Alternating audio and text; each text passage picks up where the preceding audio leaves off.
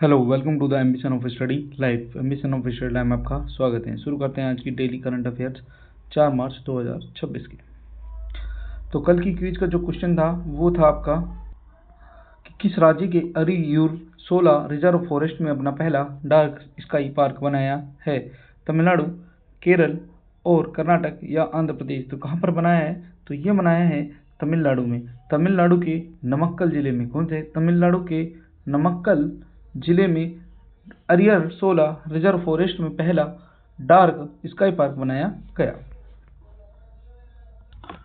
तो तमिलनाडु राज्य के सबसे पहले नमक्कल जिले की कोयली हिल्स में अरियर 16 रिजर्व फॉरेस्ट में अपना पहला डार्क स्काई पार्क लॉन्च कर दिया है। इसका मकसद है रात के आसमान को लाइट पोल्यूशन से बचाना, एस्ट्रो टूरिज्म को बढ़ावा देना।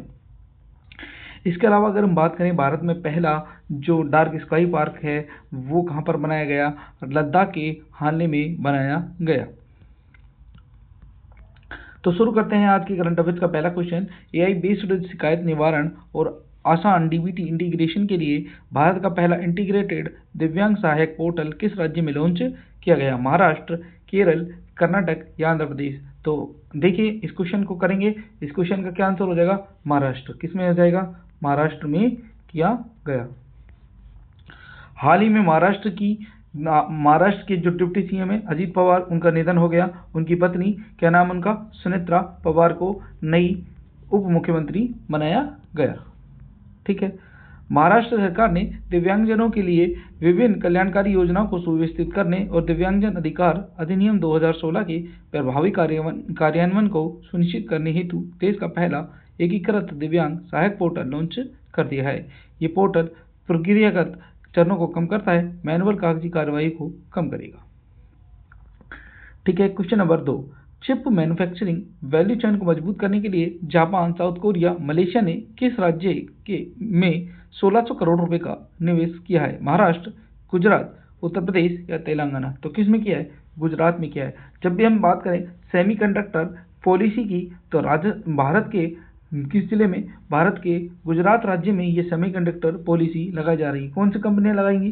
जापान की, साउथ कोरिया की और मलेशिया की। कितने करोड़ का? 1600 करोड़ का निवेश कर रहा है। तो गुजरात के सेमीकंडक्टर इकोसिस्टम को 1600 करोड़ रुपए का अधिक नया निवेश मिल चुका है, जिसमें जापान, साउथ कोरिया और मलेशिया के प्रस्ताव आए हैं। इनका उद्देश्य राज्य की चिप निर्माण मूल्य श्रृंखला को मजबूत करना है। गांधीनगर में आयोजित गुजरात सेमीकंडक्टर सम्मेलन के दौरान ये घोषित किए गए। इसमें आपको याद रखना है। और ये जो सेमीकंडक्टर पॉलिसी के लिए जो परियोजना चल रही है गुजरात के कौन कौन से जिले में चल रही है? सानंद और धोलेरा में। ठीक है। कौन कौन सी कंपनी? जापान की तो होरीबा ग्रुप। कौन सी है? होरीबा ग्रुप कंपनी है। मलेशिया की कौन सी है? होताई इलेक्ट्रिक्स। इसके अलावा जापानी चिप निर्माता कंपनी कौन सी? Roham semi conductor. इसके अलावा केन्स टेक्नोलॉजी इंडिया लिमिटेड। ठीक है। Question number 3। विश्व वन्यजीव दिवस हर साल किस दिन मनाया जाता है? 1 मार्च, 2 मार्च, 3 मार्च और 4 मार्च। तो कब मनाया जाता है? 3 मार्च को विश्व वन्यजीव यानी कि world wild life day. World wild life day.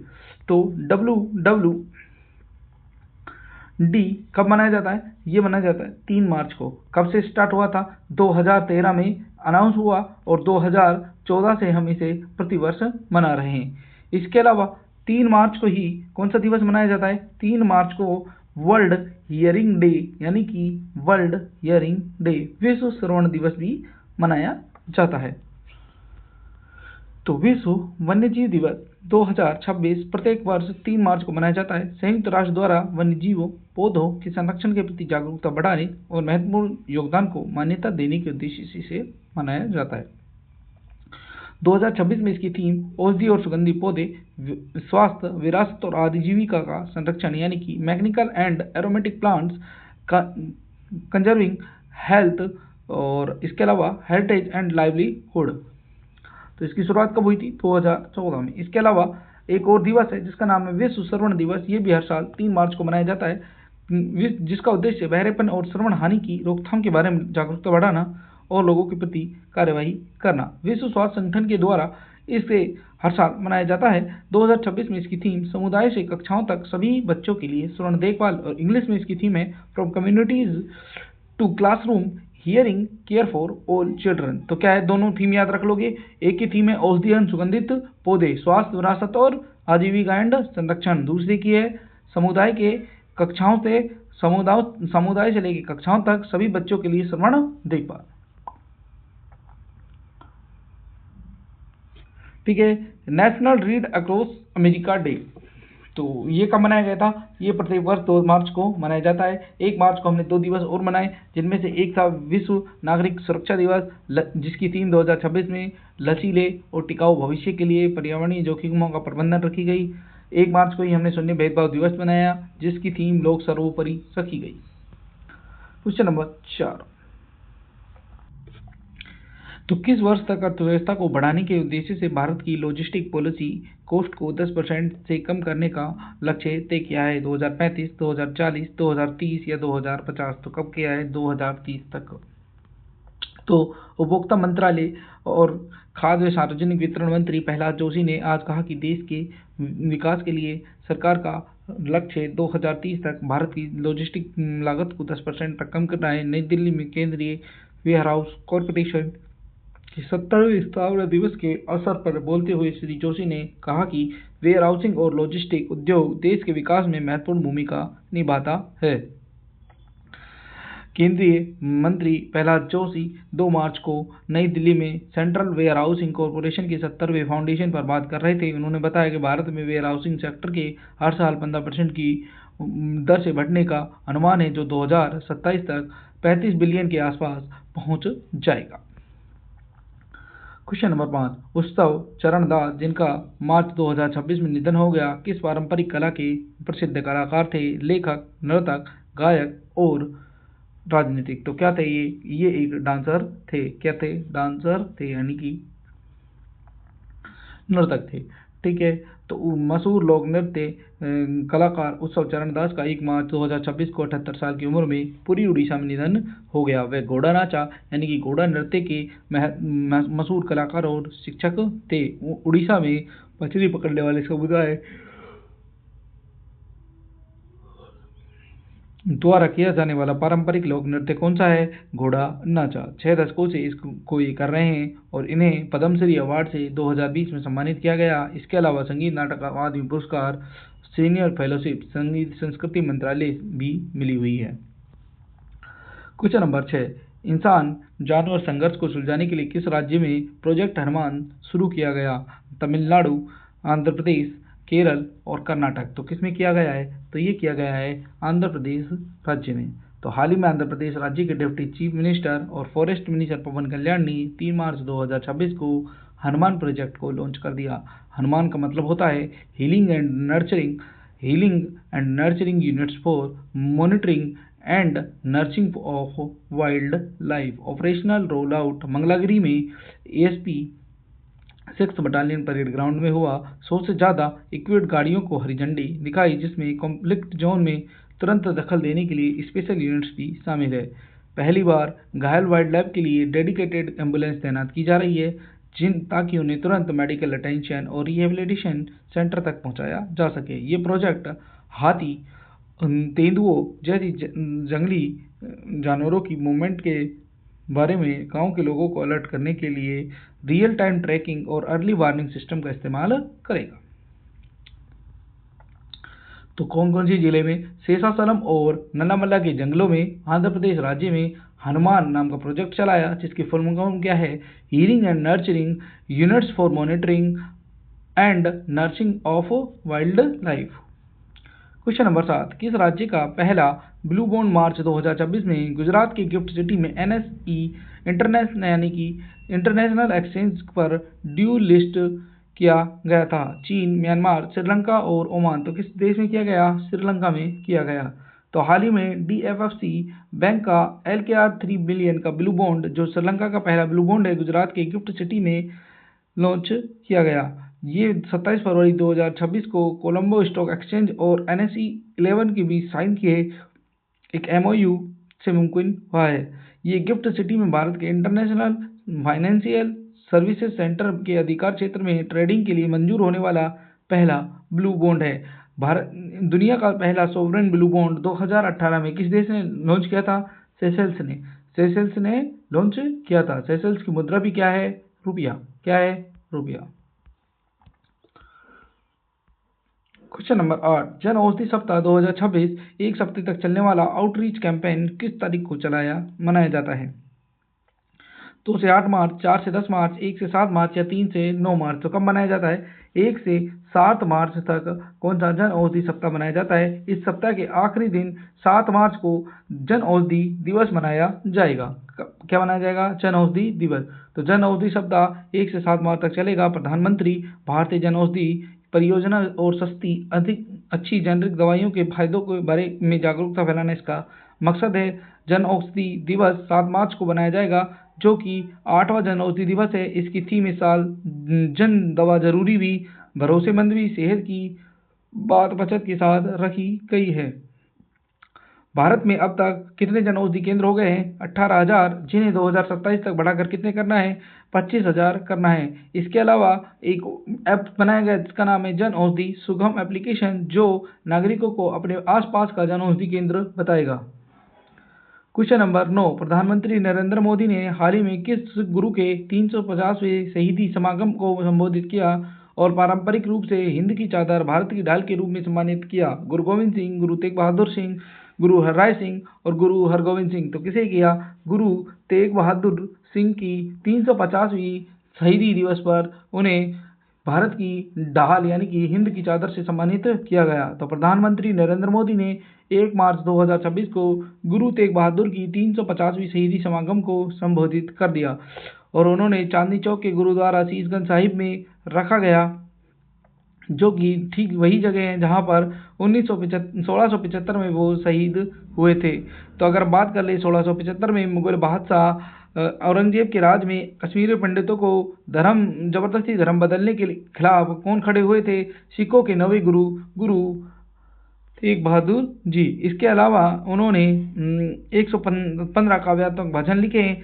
इसके अलावा और याद रखना है, फांसी की जगह बना है जहाँ पर इनको फांसी दे दी गई। इस्लाम अपनाने से मना करने के लिए इनको फांसी दे दी थी। किसने? औरंगजेब ने। कब? 24 नवंबर 1675 को दिल्ली में शीशगंज साहिब चांदनी चौक में इनका गुरुद्वारा बना हुआ है। कहाँ पर? चांदनी चौक शीशगंज साहिब में, जहाँ ये तो फांसी की जगह और जहाँ इनका अंतिम संस्कार किया गया वो था गुरुद्वारा रकाबगंज साहिब, ये भी दिल्ली में है। आनंदपुर साहिब, इनकी स्थापना 1665 में गुरु तेग बहादुर साहिब ने की थी।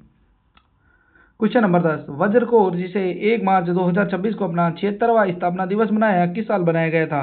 1954, 56, 50 और 40। 1950 में ये बनाया गया और इसका 2026 में 76वां स्थापना दिवस मनाया है 1 मार्च 2026 को।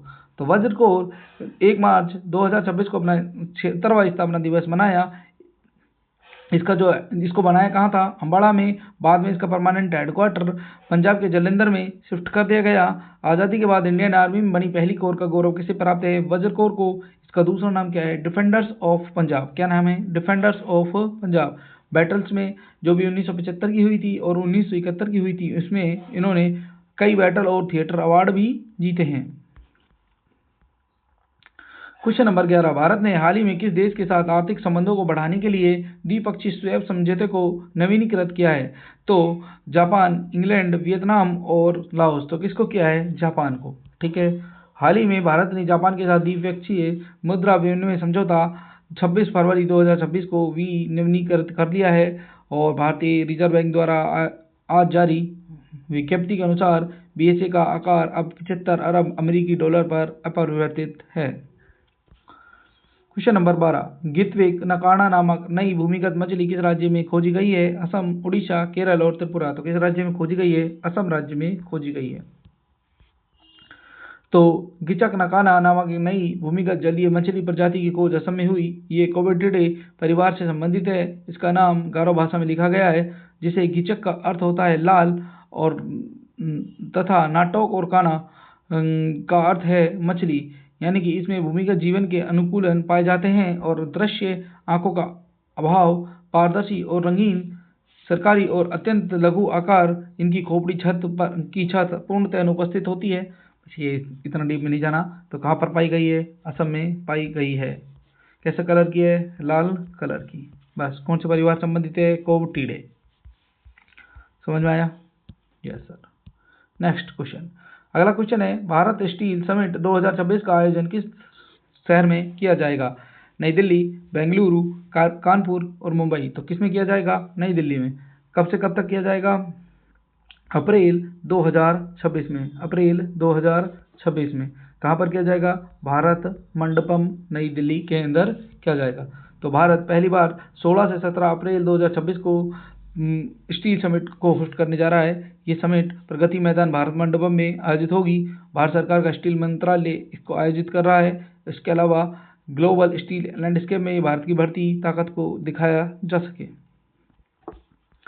क्वेश्चन नंबर 14, भारत के 93वें ग्रैंड मास्टर कौन बन गए हैं? यानी कि चेस के ग्रैंड मास्टर 93वें ग्रैंड मास्टर कौन बन गए हैं? वो बन गए राहुल वीएस, राहुल डेंगला, अलमप्रीत आर और आर्यन वैष्णव। तो कौन बन गए हैं?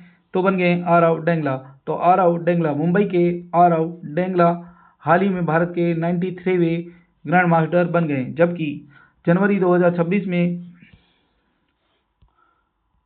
भारत के ग्रैंड मास्टर कौन बने थे? 92 आर्यन वैष्णव। कौन बने थे? आर्यन वैष्णव। इससे पहले 91वें ग्रैंड मास्टर कौन बने? ये बने राहुल वीएस। और इससे पहले चेन्नई के अलमपर्ती आर कौन बने थे? 90वें ग्रैंड मास्टर बने थे।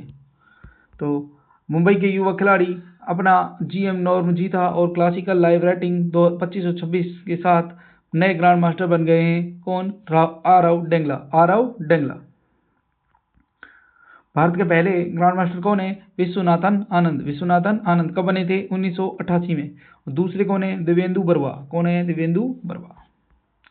क्वेश्चन नंबर 15, हाल ही में सेवना वंश के 12वीं सदी के मंदिर स्टाइल के पत्थर के खंभे के अवशेष किस राज्य में खोजे गए हैं? महाराष्ट्र, कर्नाटक, केरल, आंध्र प्रदेश। तो किस राज्य में खोजे गए हैं? महाराष्ट्र राज्य में। तो महाराष्ट्र के वर्धा जिले के हिंगनघाट क्षेत्र में वेणा नदी के किनारे मंदिर 12वीं सदी के मंदिर शैली के पत्थर स्तंभ मिलने की खबर सामने आई है। ये स्थान नागपुर से लगभग 70 किलोमीटर दूर स्थित है। इस खोज को नए प्रमाण के रूप में देखा जा सकता है और पत्थर के अवशेष शोधकर्ता पंचशील थूल ने वेणा नदी के किनारे प्राचीन मंदिरों के अध्ययन में एक नई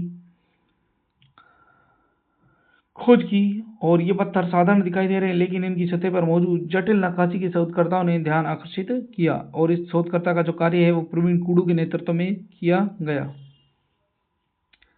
कौन सी शैली से निर्मित है ये? हेमाडपंथी। हेमाडपंथी वास्तुकला शैली से निर्मित मेल खा रही है। कौन सी शैली? सेवना यादव वंश शैली। ठीक है। तो आज की क्वेश्चन है जिसका आंसर आपको कमेंट बॉक्स में करता है। चर्चा में रही अमोंडावा जनजाति मुख्य रूप से किस देश में पाई जाती है? चिली, ब्राजील, पेरू और तंजानिया। तो इसका आंसर आपको कमेंट बॉक्स में कमेंट करके बताना है।